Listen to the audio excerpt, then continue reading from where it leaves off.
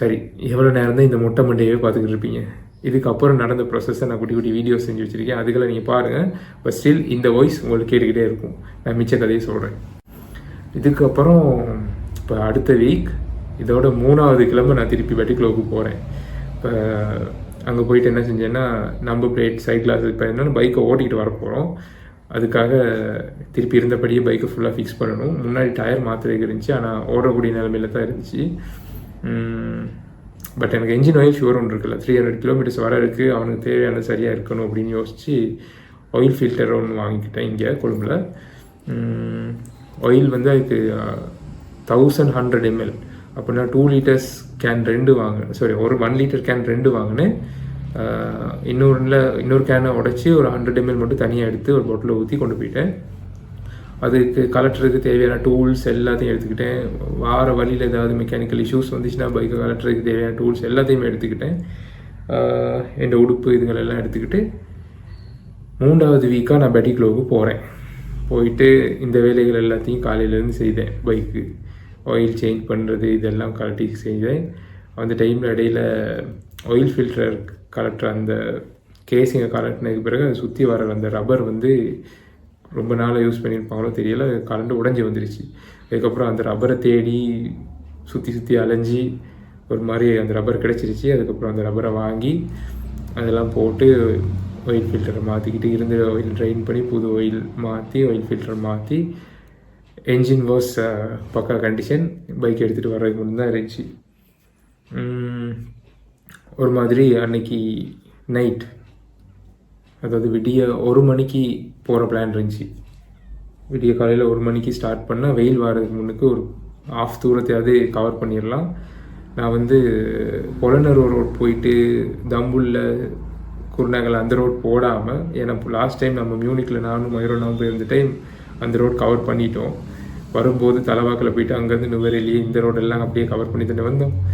So இது ரெண்டுமே இல்லாமல் ஒரு ரோடை சூஸ் பண்ணணும்னு பார்த்தேன். ஸோ கேண்டி போயிட்டு வர வழி, அதாவது தாட்டை வங்குவ மையங்கனை இது எல்லாத்தையும் கவர் பண்ணிட்டு வரலாம் அப்படின்னு சொல்லி அந்த ரோடை செலக்ட் பண்ணேன். ஆக்சுவலி உண்மையை சொல்லணுன்னா, நான் இந்த தம்புள்ள ரோடோட வந்தால் எனக்கு 300 கிலோமீட்டர்ஸ் மாதிரி தான் வரும். அந்த ரோடில் வரவும் எனக்கு கிட்டத்தட்ட 320 கிலோமீட்டர்ஸ் மாதிரி செட் ஆகிடுச்சு. தூரமாக முக்கியம் ஒரு மாதிரி. இப்போ அந்த ரோடை செலக்ட் பண்ணி அதில் வரதுன்னு முடிவு பண்ணி நைட் 1 மணிக்கு ஜேர்னி ஸ்டார்ட் பண்ணுறது அப்படின்னு பிளான் பண்ணி சோலோ ரைட். பைக்கை வாங்கினதுக்கு ஃபர்ஸ்ட் ரைடே சோலோ ரைட். கொஞ்சம் எனக்கும் பயமாக இருந்துச்சு. வெட்டிக்லோவிலேருந்து ஃபியூவல் ஃபில் பண்ணிக்கிட்டு பைக்கை ஸ்டார்ட் பண்ணும்போது கிட்டத்தட்ட 2:30 ஆகிடுச்சு. அதுக்கப்புறம் கரடியனார் ரோட் போட்டு ஸ்ட்ரெயிட் ரோட் தானே, செம்ம ஸ்பீட். யானை வரும் அப்படின்னு சொல்லி பயமுறுத்தவும் பயத்திலே தான் ஓடினேன். ஆனால் செம்ம ஜொலியாக இருந்துச்சு. பார்க்குறதெல்லாம் எனக்கு யானை மாதிரி தான் தெரிஞ்சு. ஒரு பெரிய சுவரை கண்டு பாய்ந்தேன், ஒரு பெரிய மரத்தை கண்டு பாய்ந்தேன். பயனாலேயே ஸ்பீடும் கூட, எங்கேயும் நிப்பாட்டும் இல்லை. ஒரே ஒரு டவுனுக்கு என்ட்ராகி கொஞ்சம் தூரம் போகிற டைம் ஒரு கடை திறந்துருந்துச்சு. அந்த டைமில் கிட்டத்தட்ட 5 o'clock ஆகிடுச்சு. அந்த டைம் அவ்வளோ நேரத்துக்குமே நான் எங்கேயுமே நிப்பாட்டலை. அந்த இடத்துல மட்டும் நிப்பாட்டி டீ ஒன்று குடிச்சிட்டு போகணுன்னு பார்த்தேன். செம்ம குளிர். ஸோ அது வந்து பதியத்தலாவை ஜங்ஷனு கொஞ்சம் முன்னுக்கு. அங்கே நான் ஒரு டீ குடித்தேன், செம்ம குளிர். அந்த டைம் எடுத்த வீடியோ ஒன்றும் இருந்துச்சு, நான் போடுறேன். இல்லை, டீயை இப்படி கட்டி பிடிச்சி தான் குடிக்க வேண்டியதாக இருக்குது. கை வந்து வின்டர் க்ளவுஸ் தான் யூஸ் பண்ணேன். அப்படியும் சரியான குளிர். ஜாக்கெட்டில் எல்லா பட்டனும் போட்டும் சரி வரல. மேபி ரெயின் கிட் உள்ள இருக்குது, அதையும் எடுத்து போட்டுக்கிட்டால் சரியாக இருக்கும்னு நினைக்கிறேன். அதுக்கப்புறம் அங்கேருந்து திருப்பியும் ஜேர்னி ஸ்டார்ட் பண்ணி கேண்டி வாரத்துக்கு முன்னுக்கு மகியங்கனை அந்த தாட்டை வாங்குவதுக்கு என்டர் ஆகிறதுக்கு முன்னுக்கே எனக்கு சன்ரைஸ் ஆக தொடங்கிடுச்சு. சன்ரைஸ் ஆகும்போது எனக்கு முன்னாடி வானம் வந்து இருட்டாகவும், சைட் மிரரில் பார்க்குற டைம் வானம் வந்து கோல்டு கலர்லையும் இருந்துச்சு. அந்த டைம் எடுத்த இமேஜஸ் இருக்கும், நான் போடுறேன். இப்போ செம்மனா வெட்டியாக இருந்துச்சு. குளிருக்கும் அந்த சூரியன் சைட் கிளாஸில் வேறு கலராக தெரியுது, முன்னுக்கு வானம் வேறு கலராக தெரியுது. அதெல்லாம் பார்த்து ரசிச்சுக்கிட்டு வந்து ஒரு இடத்துல ஒரு ஸ்ட்ரெயிட் ரோடு ஒன்றில் நிப்பாட்டினேன். இந்த சைடு ஒரு சின்ன குளம் மாதிரி ஒன்று இருந்துச்சு. அந்த இடத்துல நிப்பாட்டி ஒரு குட்டி வீடியோ ஒன்று எடுத்தேன். ஹாய் இப்போ தான் சன்ரைஸ் ஆகிக்கிட்டு இருக்கு, அதை தான் காட்டிக்கிட்டு இருக்கேன்.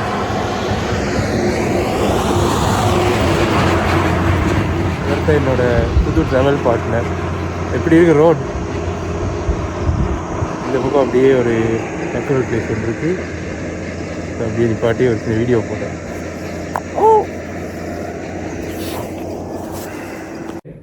அதுக்கப்புறம் அங்கேருந்து ஸ்டார்ட் பண்ணி மறுபடியும் அப்படியே ஸ்டார்ட் ஆனிச்சு இதாகட்டும் வாங்குவேன். அந்த ஜேர்னி பைக் ரைடர்ஸ் கண்டிப்பாக போக வேண்டிய ஒரு ஜேர்னி. அந்த கர்வ்ஸ் எல்லாத்தையும் கடந்து மேலே வர டைம் நல்ல நல்ல லொக்கேஷன்ஸ் எல்லாத்தையும் பார்த்து ரசிச்சுக்கிட்டு செம்மையாக இருந்துச்சு.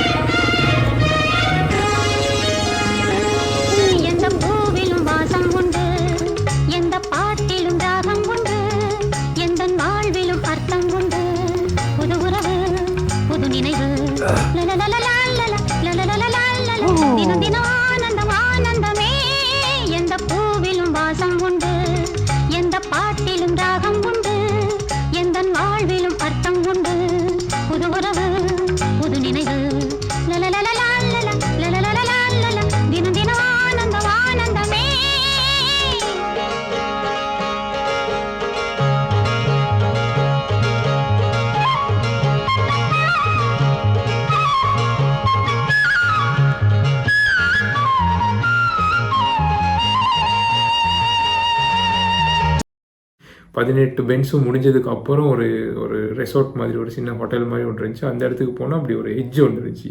அந்த எட்ஜில் எந்த ஒரு பேரியராக ஒரு ஃபென்ஸாக ஒன்றுமே இல்லை. சரியான ரிஸ்க்கான ஒரு பிளேஸ்.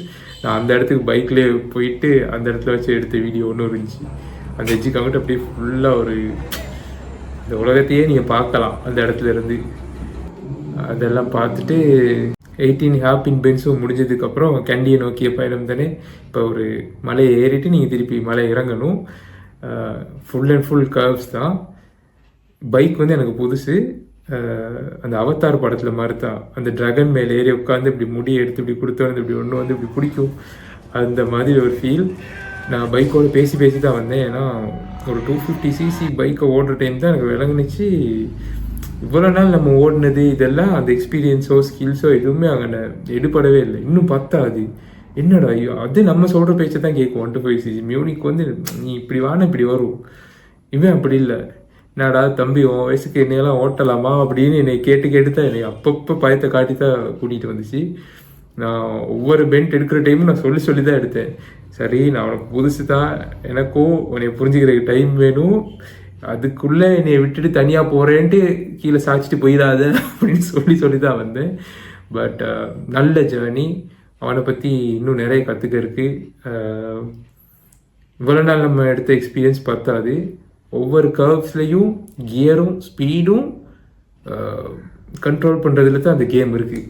அந்த கேம் இன்னும் எனக்கு படித்து முடியலை. நான் அத்தனை கர்வ்ஸ் எடுத்து முடிஞ்சும் எனக்கு பத்தாது மாதிரி. நான் திருப்பி யூட்டர்ன் அடித்து மறுபடியும் அந்த கர்வ்ஸில் திருப்பி போகலாமான்னு கூட யோசித்தேன். ஏன்னா கர்வ்ஸ் தான் பைக்கர்ஸுக்கு ஸ்கில்ஸை வளர்க்கும். கியரை குறைச்சி பிரேக் பண்ணி அந்த எல்லாமே ஒவ்வொரு பென்ட்லேயும் ஒவ்வொன்று ட்ரை பண்ணி பார்த்துட்டேன். ஒரு சில பென்ஸ் நல்லா வந்துச்சு, ஒரு சில பென்ஸ் அவுட் போணுச்சு. அந்த சாட்டிஸ்ஃபேக்ஷன் பத்தாத மாதிரி. அதனால தான் நான் திருப்பி போகணுன்னு யோசித்தேன். ஒரு மாதிரி வீட்டுக்கு கொண்டு வந்துட்டேன். காய்ச்சலோடு சேர்த்து கொண்டு வந்துட்டேன். கேண்டிக்கு வந்து ஒரு இடத்துல எங்கேயோ நிப்பாட்டி இருந்தேன். அதெல்லாம் குடி வீடியோஸ் இருக்கும். கேண்டி வந்து சேர்ந்தாச்சு. ஆனால் எங்கேயோ ரோட் மாதிரி நடுவில் வந்து நின்றுக்கிட்டு இருக்கேன். என்ன கேஸ்னா, பெடிக்ளோர்லேருந்து சளி எடுத்துகிட்டு வந்திருக்கேன். கண்ணெல்லாம் டிம் ஆகி இருக்குது. போயிட்டு வீட்டுக்கு போய் சேரும்போது காய்ச்சல் வந்துருமோ தெரியலை. வீட்டுக்கு வந்து சேர்ந்ததுக்கப்புறம் காய்ச்சல் 3 நாளைக்கு காய்ச்சல். பைக் ஓடிட்டு வந்தனால காய்ச்சல் இல்லை அப்படி மட்டும் நான் சொல்லவே மாட்டேன். நான் அங்கேருந்தே தடிமண் எடுத்துக்கிட்டு தான் வந்து இந்த பெடிக்ளோரில் இருந்தேன். அது பார்த்ததுக்கு நான் அங்கே வச்சு கவிதன் ப்ரோட அந்த ரப்பரை தேடி போனேன்னு சொன்னேன். அந்த டைம் ஒரு தெம்பிளி ட்ரிங்க் ஒன்று வாங்கி கொடுத்தாரு கவிதன் ப்ரோ. செம்மையாக இருந்துச்சு. லைம் போட்டு லைமில் லேசாக புழிஞ்சிட்டு ஐஸ் போட்டு தெம்பிளியும் போட்டு அந்த தெம்பிளி உழுகு இருக்குது அந்த வழுக்கன்னு சொல்லுவாங்க, அதெல்லாம் போட்டு மிக்ஸ் பண்ணி ஒரு குலுக்கிட்டு தருவாங்க. வெட்டியாக இருந்துச்சு. அங்கே வெடியாக இருந்துச்சு வெயிலுக்கு, இங்கே வந்தோடனே சோழியை முடிச்சு விட்டாங்க.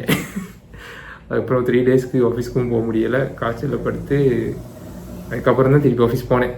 ஒரு மாதிரி பைக்கை கொண்டு வந்தாச்சு, பேரும் வச்சாச்சு. இவனோட பேர் ஆரியோன். அப்படின்னா இது வந்து கிரீக்கில் சம்பிரதாய முறைப்படி சொல்லிக்கிட்டே இருக்கிற ஒரு கதையில் வர ஒரு கருப்பு நிற குதிரையிட பேர். அந்த கதையின்படி அந்த குதிரைக்கு பேசும் ஆற்றல் இருந்துச்சா. எனக்கும் பைக்கை வாங்கினோடனே பைக்கை ஃபுல்லாக கருப்பாக மாற்றணுங்கிற ஒரு ஐடியா ஒன்று வந்துச்சு. அப்போ கருப்பு, இதோட ஹைட்டு வெயிட் எல்லாம் பார்க்குற டைம் குதிரையும் இதுவும் கொஞ்சம் ஆல்சோ பைக்கர்ஸ்க்கு அந்த காலத்து மன்னர்களுக்கு தங்களுக்கு ஆசையாக ஒரு குதிரை இருந்த மாதிரி பைக்கர்ஸ்க்கு ஒரு பைக் அந்த மாதிரி தான். அப்போ அப்படி எல்லாத்தையும் கனெக்ட் பண்ணி பார்க்குற டைம் இந்த பேரே மர்ஜ் பண்ணி வச்சுட்டேன். என் பேர்லேயும் அரௌண்ட் ஒன்று ஒருத்தனை எல்லா பக்கமும் ஒரு சின்ன கனெக்ஷன் இருக்கும், பேர் வச்சு நான் வச்சுருக்கேன். ஃப்யூச்சரில் இன்னும் வீடியோஸ் எதிர்பார்ப்போம். See you. Ding ding.